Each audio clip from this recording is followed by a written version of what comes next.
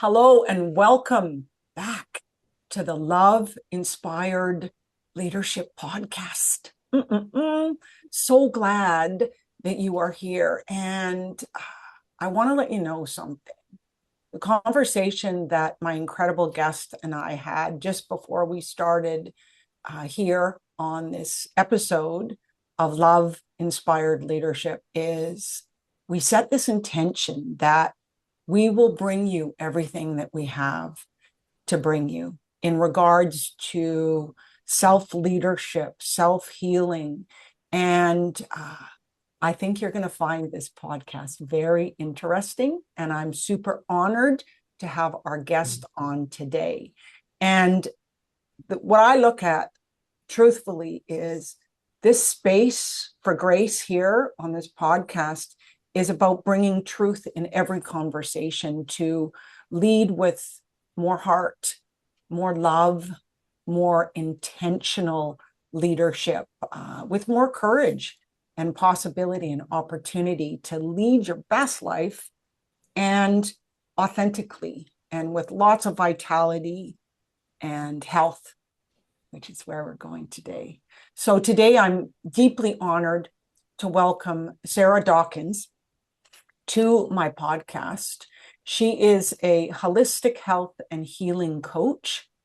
She is also an international speaker, best-selling author, as you can see behind her there, with the book Heal Yourself. And she is an award-winning host of Mind Body Medicine for Self-Healers. So it's through her integrative work, blending 2 decades of nursing experience with her own self-healing journey that she's been on.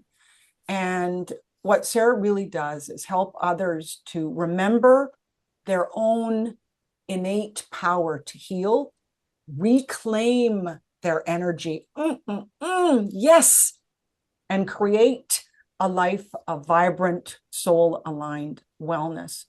So, Sarah, I am so excited about having you on my podcast. And thank you for saying yes to come and join me here. Thank you so much, Carolyn. It's fabulous to be with you and all your listeners too. So, if you're longing to feel more connected to your own body's wisdom, to move you beyond the old patterns of exhaustion, burnout, and dis-ease, and to truly step into a more loving relationship with your health, with your life, this episode will open a new doorway for you to walk through. Boy, that feels good in saying that, I'm telling you. So where we're going to start is the theme of this section is called the turning point into self-healing. So it's really about transformation and beginnings. So Sarah, take us back to that period of time in the beginning in regards to what it was that inspired this transition from conventional nursing into holistic health and self-healing. It was a conversation at work with a nurse colleague who challenged my belief because I was raised in the medical model. My mum was a nurse, so when we were sick, it was doctors, pills, diagnoses, and that was my world for 41 years. But how many years? 41. 4-1. Yes. Holy moly. 41 years. That was that medical model. That was your lens. That was your world. Well, as you know, my dad was a doctor and my mom was a nurse too. So I relate to your perspective really on what the truth was. Okay, so then what happened? So she challenged my use of taking pills at home. So me being me, I went, well, why would she do that? What else is there? What am I not seeing? What is open to me that maybe I don't know about? So I went home after that shift and opened up my laptop and started doing some research. And it was like a two-pronged approach. First and foremost, what is it about pharmaceuticals that she was saying we don't need? But also, what else was there? Because I only knew pills. So if I don't take a pill for a symptom or a diagnosis, what do I do? So that's when the world of, as we call it, alternative, but actually alternative is ancient wisdom. So I looked at the pharmaceutical route and also the alternative self-healing route. And it was literally night after night after night on my day off, on the week. Uh-oh. Your internet is. Just so much reading. So you became intentional in research, finding other alternatives and answers, and then you became purposeful and passionate about what it is that you were finding.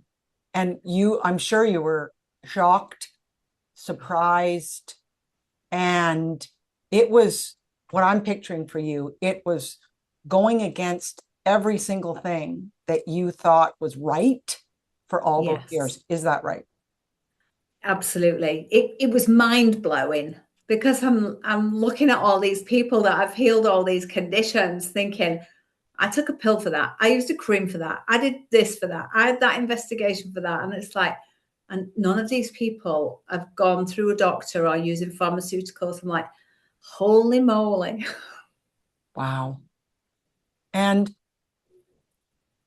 was there a defining story from your own healing journey that continues to guide how you show up really and serve from your highest self in the people that you support?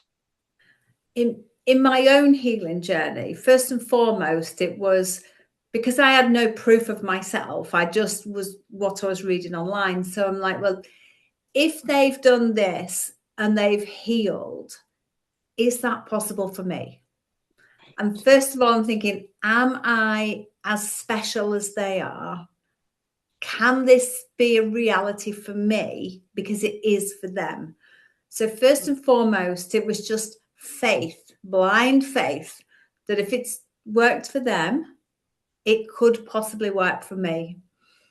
And once I then started tweaking the food I was eating, the lifestyle I was living, and seeing tangible results, I started healing psoriasis, eczema, and acid reflux in about the first month of tweaks. So that's when it really hit me. Actually, there's something behind this, and what's working for them is now working for me. And I'm like, oh my world, I've just stepped into another world. Yes.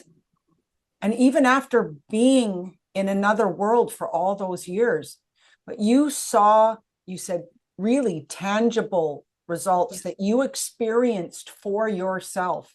So what did that feel like when you started to see your body changing, your energy changing? And so what did that do within you?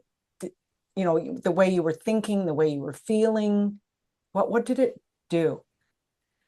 As well as blow my mind, I just wanted to shout from the rooftops, because for me it was brand new. For other people, they've known about it for a while, but for me, I'm like, I've got to tell this to as many people as I can to help them to help themselves, because I now know it works.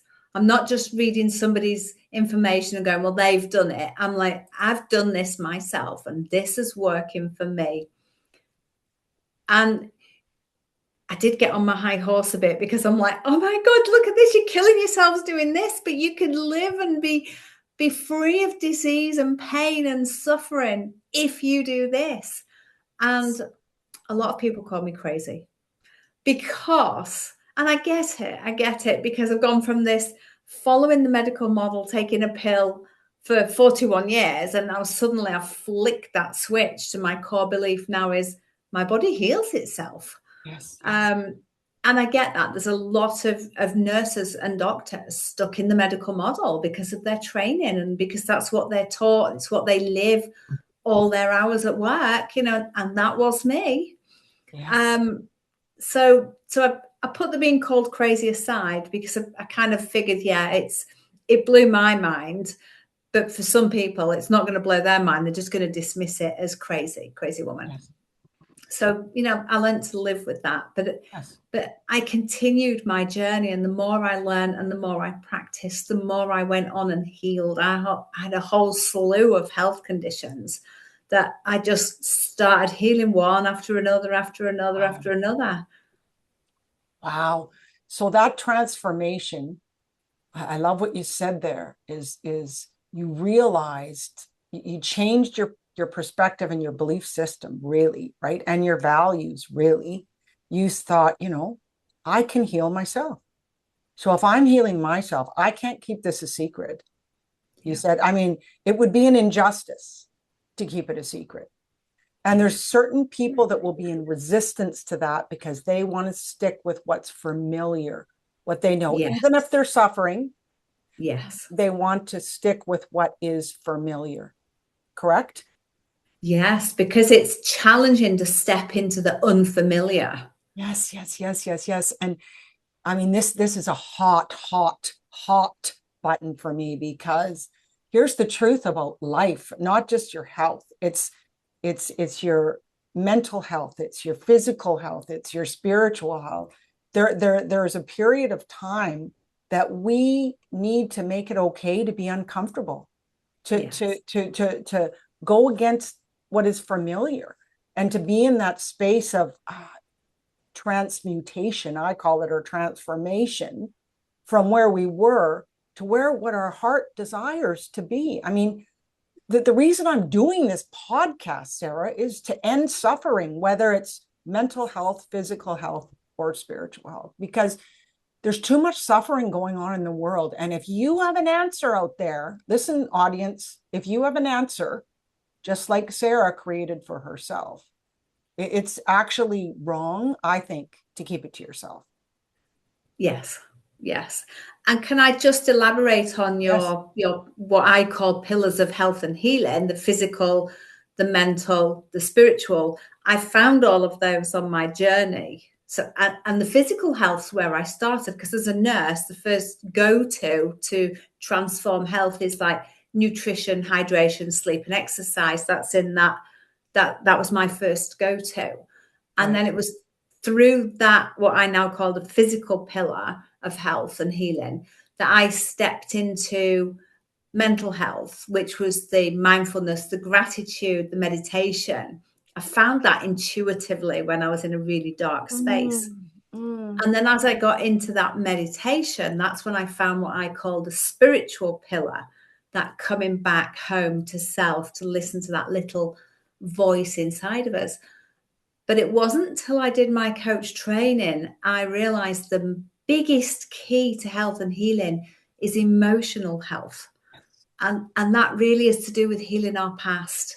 We have to acknowledge and accept what's happened, because we can't ever change it, but we can change the way we look back at it and change our story from one of victim, which I lived in for a long time, to one of resilience, and look at all the skills that I've built from what I've been through. So there's that emotional aspect to it too. Okay, I don't have a mic here, but I just want to drop the mic on that one, because it is emotional resilience that we need to navigate through and go through change. And it takes a level, this has been my experience, this has been my life too, takes a level of surrender to, is what you said, it's to accept what is with love and acceptance, even if it was hard. I just journaled about this morning. Even if it was bad, even if it was traumatic, dramatic, and an injustice, there is a level of acceptance in what is, and forgiveness, self-compassion, which is what I wrote about this morning in my journal. And it's a journey. This does not happen overnight. It is an exploration expedition, I think, that every single human being has available to them.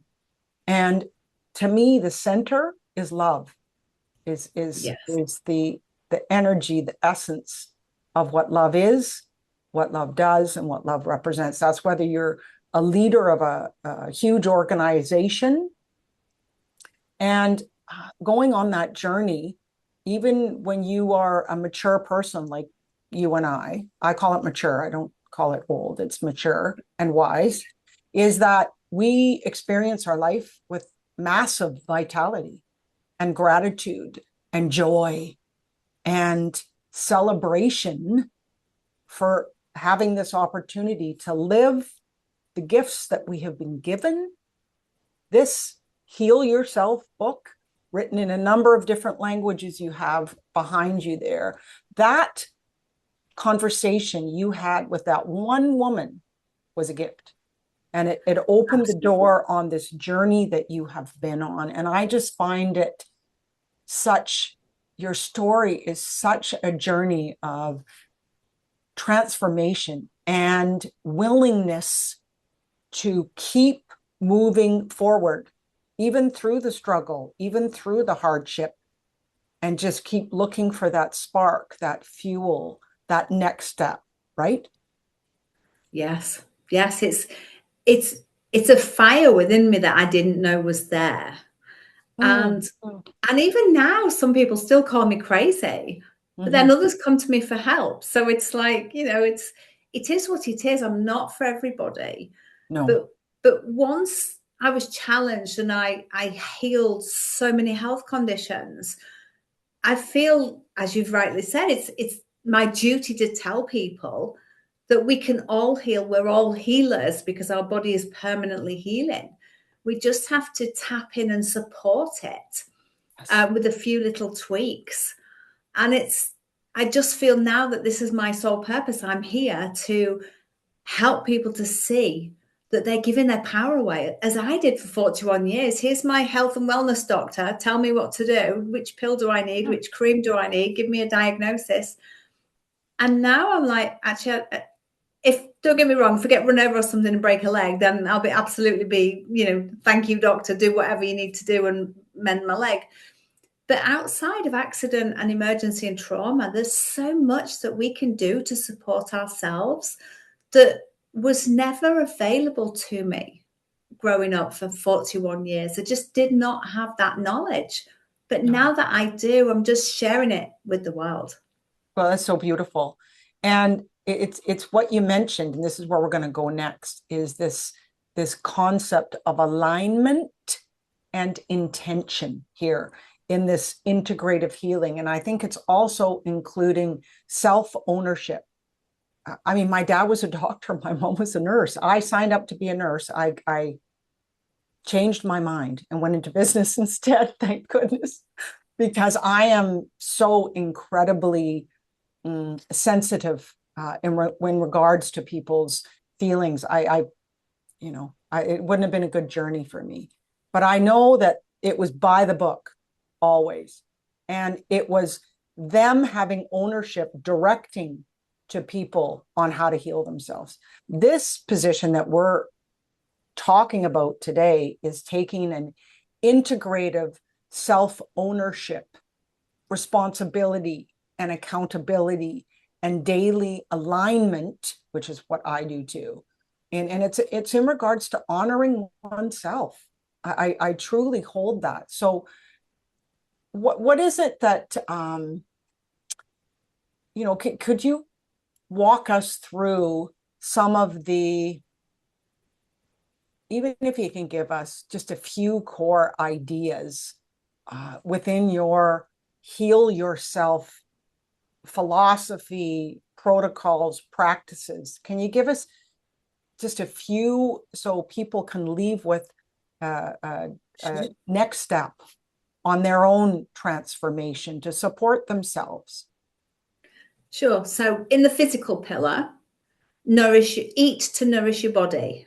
So let go of sugar and seed oils and trans fats and highly processed foods, and just eat healthy, wholesome foods. Move your body. Walking is a fabulous exercise. You don't have to go to the gym. Prioritize sleep and hydration. So that's the physical pillar.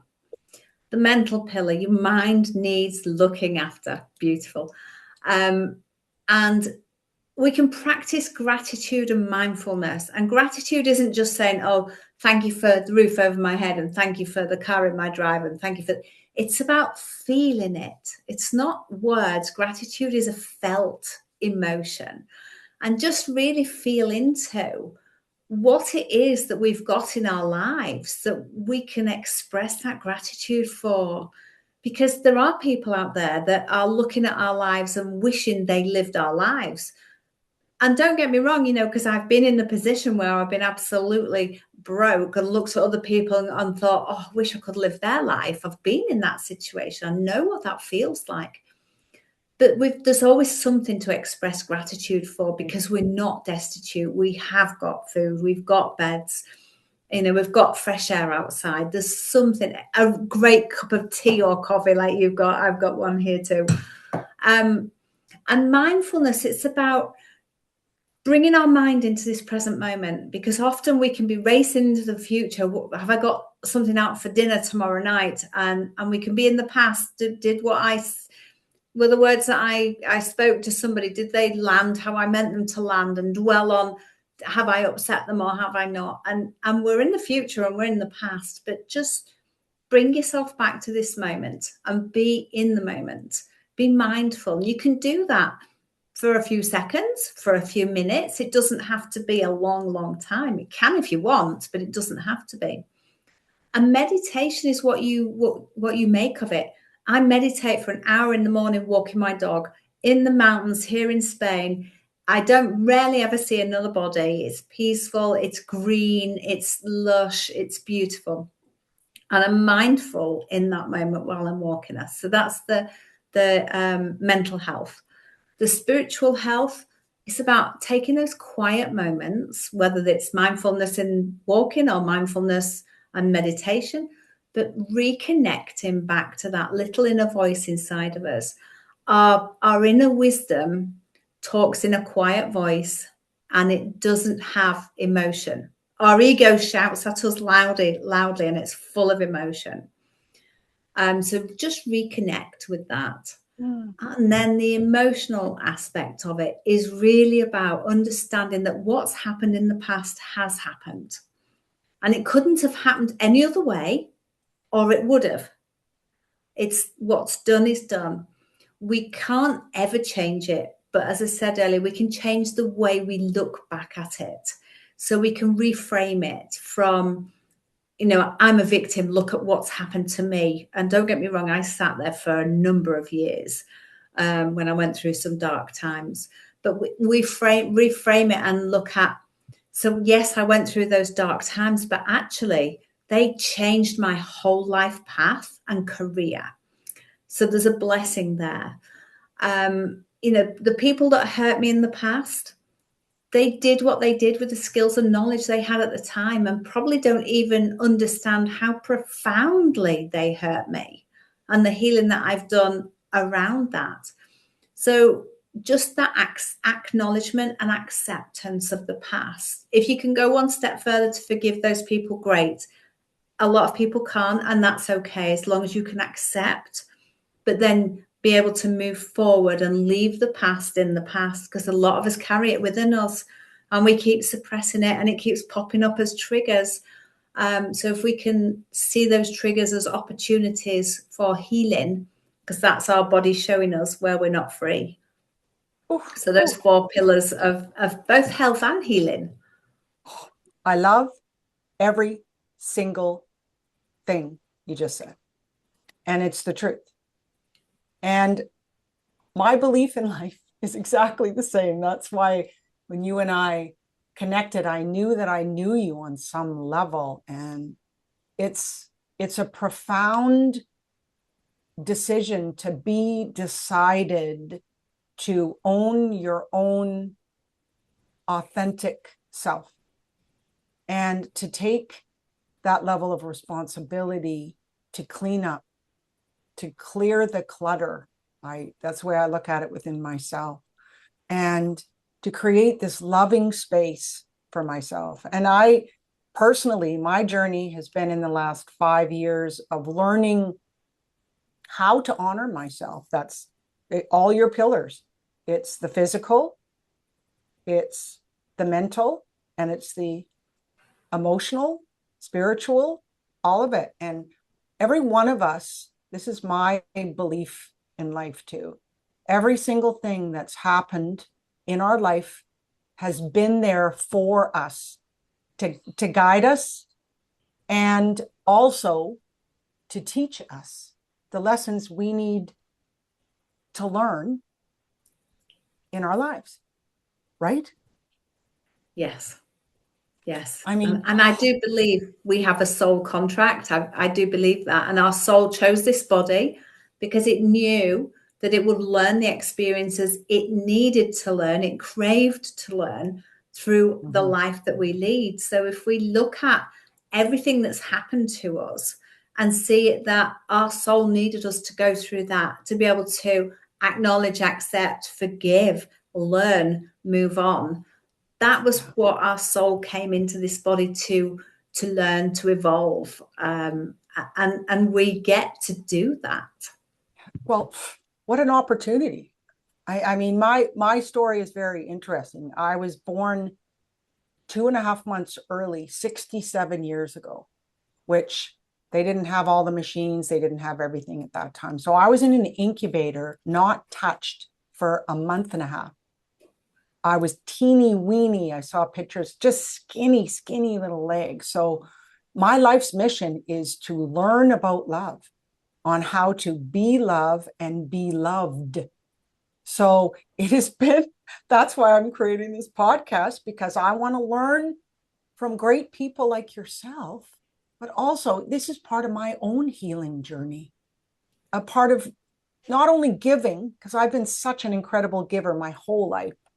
It's this receiving piece, this allowing love in and to land and to feel that sense of gratitude and appreciation for what that is. And wow, I love this conversation.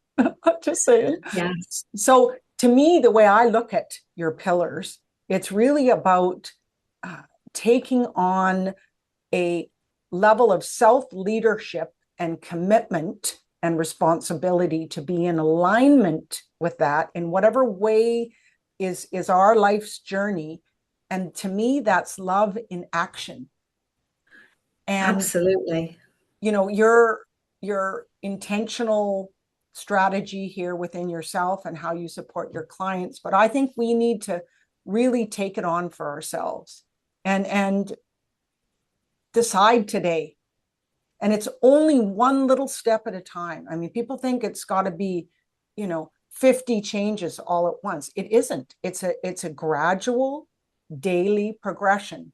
So my morning ritual started out as journaling, and then it moved into doing yoga, added on, and then it moved into nature's nourishment. So I go on a jaunt, I call it. I don't run fast anymore, and it's between a walk and a run. So I call it a jaunt. I love it, and I touch nature, and I'm connected with the water. It's what you're saying, and I'm doing my magnified healing as well. So it's grown, but those are non-negotiables to me now. I got those in this morning before we came on here, because that's allowing me to honor myself first of all, and then this is what creates presence for me. I can be present with you in this moment. So I'm just inviting the audience to really open your mind, open your heart, and open your spirit to listen to that little voice of wisdom that is within you. It's always calling you forward, and it's always gentle and soft and loving. Listen. And just take those small intentions and decisions and actions daily. And I mean, my energy is better now than even when I was 40. It's the truth. And life flows for me with this incredible grace. And I feel so honored and blessed. And I'm going to continue to grow just like you are, Sarah. I know it. And to me, this is love-inspired leadership. Whether you're an entrepreneur and growing and scaling this incredible business with employees and support systems, or whether you're a woman that has 6 kids that is managing your life. I mean, we need to choose us. I mean, I left myself out of the picture for decades. So let's move on to the next piece. I love this conversation. So we're moving beyond the limitation or being a victim into empowered healing. What's in your professional perspective, because you support people all over the world with this, what's the one major challenge or fear or misconception that you see people facing right now? I think for people who have been sick for a long time, they worry about what they're going to give up, as in their life has been built around a sick role. So they've got friends and family that do things for them. They maybe don't go to events or days out. Somebody maybe does shopping. And they can be fearful of, well, if I heal and then I go back out into the world, how different is my life going to look? How radical is it going to be, stepping away from being sick and people helping me to having that responsibility to look after myself in the world? So that's quite a big fear of giving up the sick role. Goodness, that's so interesting. So the fear and how they'll not receive this opportunity is the fear of stepping up, of reaching out of their comfort zone, of having more relationships and expanding their circle of influence and what they can do. So they're not understanding the level of opportunity and energy and vitality and meaningful shifts in relationships. Yeah, and that's open to them. Yeah, wow, that's good. That's really good. So I want to just encourage the audience to truly look at their own lives, look in the mirror, tell yourself the truth. Just tell yourself the truth. Have a conversation with someone else about what's really going on for you. I'm exhausted all the time. I'm not speaking for me, but if that's your conversation, have the conversation. And the truth is, we have this ability to change our health.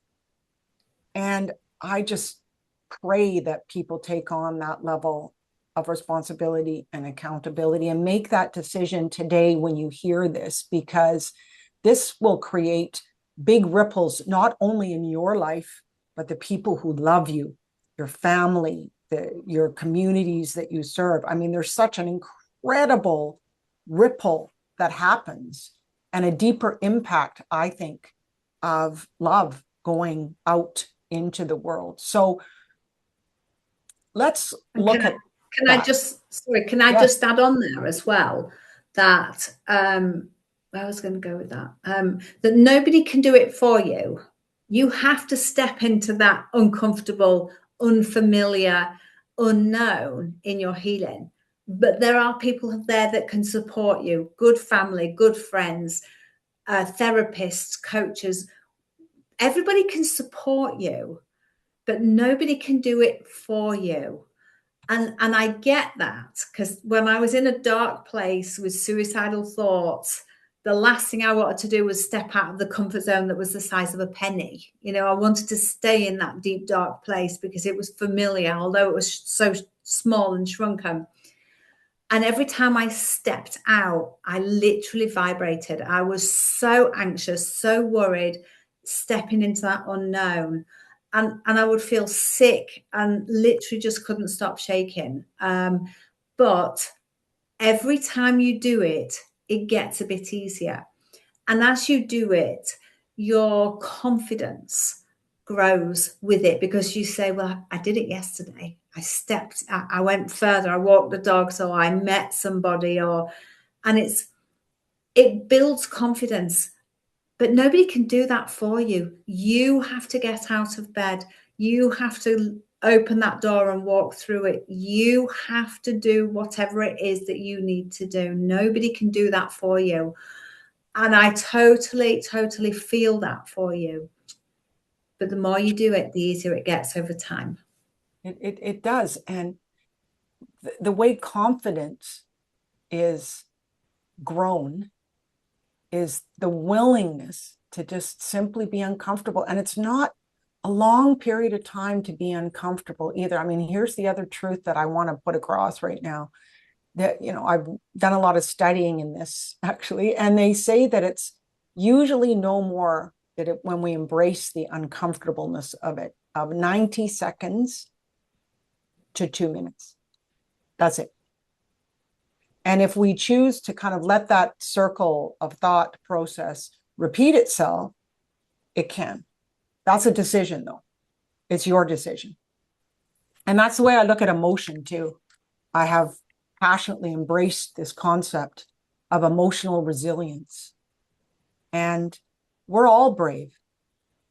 We are all brave. We all have the same quotient of bravery inside ourselves. Some people think, oh, well, they're braver than I am. No, it's a decision to live your best life. And I just think it's a decision that is a non-negotiable. And that's why I'm doing this podcast. Okay, so let's move on to, can you tell us what this living legacy that you're living right now and its ripple effect that you envision in regards to really helping people to live their healthiest life? And can you give us even one story about what your book has impacted? I mean, how many, and also how many different versions of it is created there in languages? It started out in English, obviously, and then it was translated into Spanish, Dutch, and French. Wow. Wow. And can you give us one story of someone that that you could share about their incredible healing journey of themselves? I could give you 74, but the one that I don't have any favorites, because everybody is just so beautiful at describing what their diagnosis was and how they healed themselves. And they've all healed. Literally everybody's done something on their own, a bit different, similarities, differences. And the beauty of it is they've all healed themselves. Regardless of what they've done, they've all healed themselves. So the core principle is that belief. They all believed that they could heal themselves, and they went on to heal themselves. But the one that really stands out to me is a guy with multiple sclerosis, and his brother wheeled him into the doctor in a wheelchair because his mobility was very poor at the time and he'd lost a lot of weight. And they both watched the doctor go on Google looking for solutions for multiple sclerosis, different drugs, different injections. And they both walked out of there and went, well, if he can go on the internet, so can we. And that's how his healing started. And he's healed the multiple sclerosis, as have many other people in my book and on my podcast. It's it's a message. Symptoms and diagnoses are messages from our bodies.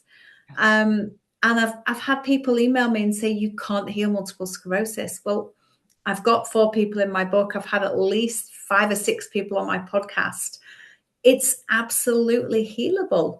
We just have to find the message in the symptoms. So he still started in the external, looking for answers externally, as I did. And I think a lot of people do. They go, what can I do? I'll change my diet. I'll do this. I'll do that. And we all tend to go external. And as I said earlier, the emotional part of it is the biggest key. And that is totally internal. And we have to come back internally and resolve whatever's going on that our subconscious mind sent that symptom out into our body. Because it starts small. It can start with a headache, an upset stomach, a little rash. And we think, I'll just put a bit of cream on it. I'll take a pill. It'll be fine. It's normal in air quotes. And the more that we suppress the symptoms, the more our body then has to shout at us. It gets louder and louder and louder. And so multiple sclerosis is really the body screaming, hey, you haven't listened to me. I've sent you all these symptoms. And now finally here's some lesions on your brain and your nerves are affected with multiple sclerosis. But once you understand that message and work with the body, can be totally healed. And going back to that guy, he's had scans, not last year, I think it was the year before, all the lesions totally gone. So he has a medical confirmation that he no longer has multiple sclerosis. That is beautiful. That is miraculous. And see, I believe our bodies can heal themselves too. And I also love one phrase that you said there. It's in the message. And, I think we have to listen. And I think our bodies can guide us, direct us into those places. But I also think you don't have to do this alone. I want to wrap with that, for sure, contact Sarah. She will, have a conversation with you, buy her book, and go on your own journey. And, our body does speak to us. And I think there are messages from that we need to hear. And then we need to be proactive in finding solutions. And whatever's happened to us in the past, we can heal all those situations. So, Sarah, thank you for sharing your story and your wisdom. I loved it. And, your beautifully grounded tools, processes, and strategies for us all to go on our own journey of self-healing. And, for anybody that is listening here, know that you can, and that we are both here. I mean, my position here is to lead with love. And to me, that is my calling. That is my mission. That is my purpose, to support people. So I have a gift for you. It's the 21-day above the line living. You will receive in your email box. It's a 2 to 3 minute audio recording of me at 5:36 in the morning, of my journal, what I'm sharing with you. And also I'll give you prompts for reflections. And also, if you would like to really look at creating a new pathway of purpose, presence, and peace, that's the way forward, I believe. And Sarah, how can people get a hold of you, and what would you like them to do as far as a next step to connect with you? You can find me on my website, www.sarahdawkins.com. All my socials are on there, my email. You can get everything that you need to know about me is on my website. Perfect. So, to our listeners, as a final question to you, where will you choose to lead with more love for yourself, more gentleness with yourself, more trust and ownership and self-leadership in your own healing journey this week, feel free to reach out to me, share a message with me. And Sarah, thank you so much for coming on my podcast. And, it's people like you that just makes my heart sing and my soul sizzle, because when we have this honor and opportunity of living our legacy, and that is what you're doing right now in your love inspired leadership. And thank you. Thank you too, Carolyn. I appreciate you.